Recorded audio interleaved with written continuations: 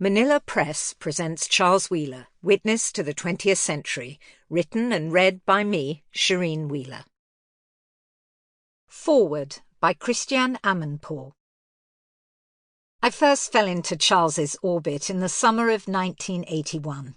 I was 23 and at university in the US, but had managed to get a paid internship with BBC Radio 4's World Tonight programme at Broadcasting House. Charles was doing some shifts as one of a rotating group of presenters on the show. At the end of my internship, I was allowed to help put out a programme he was presenting. He had the confidence, in us both, to let that happen, which was amazing. It also meant that at the end of the show, he mentioned my name as one of the producers. I was staying with my family in London for the summer, having left Iran the previous year because of the revolution. My parents and sisters were sitting in the apartment in this rather emotional post-revolution refugee status, and there was a hush as they heard Charles Wheeler, read out my name. They were so proud. I was so proud. That moment tied me to him in a lasting way. He became a kind of mentor as well as a friend, and it was to be a mentorship that continued from that first summer when I met him on through my career at CNN until his death in 2008. Charles paid a lot of attention to my work over the years. We would meet when I was in London, usually for dinner or lunch, but if there wasn't the time, even just a coffee. We sometimes exchanged letters and postcards, and he would comment on my field reports. He was the first elder, if I might call him that, who saw something in me and who thought that I might be good at this profession. But even though he was a hugely senior figure, an authority in the business, somebody who obviously had decades on me in terms of experience and life, I never thought of him as being old. He was very young at heart and had so much vitality, so much enthusiasm for the job, an endless curiosity and willingness to learn new things.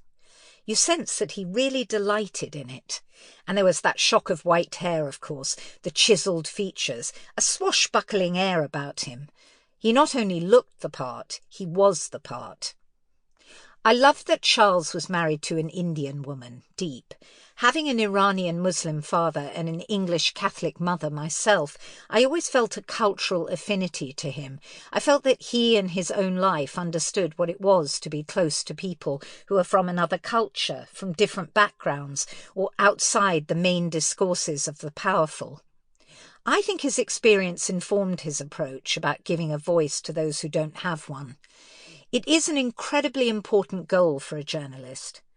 I consider Charles a teacher and an ally in that regard, and in holding accountable the powerful. I was aware from early on that Charles did the kind of journalism I wanted to do, and he was someone who showed me the right path from the beginning.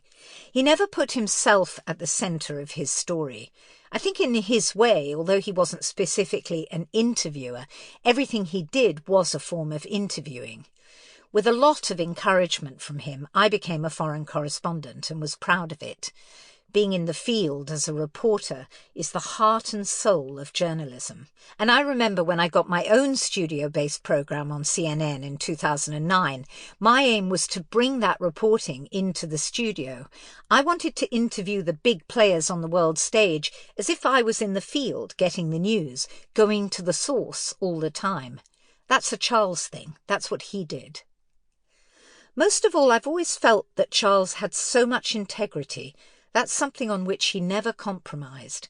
I think he believed that there was no alternative to going to wherever the story demanded you go, witnessing it for yourself, and then reporting that story. You were doing something essential because you were reporting the truth, and you are the eyes and the ears of the viewers at home.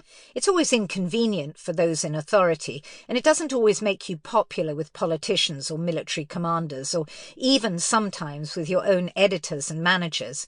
But it's an approach that has been fundamental for me. In some ways, Charles's generation of journalists was lucky, a luck that just about extended to my own, because for younger journalists now, the idea of what constitutes objective truth is so much more compromised. Charles passed away just before the explosive effect of smartphones transformed the way news is consumed. The assault on truth Sample complete. Ready to continue?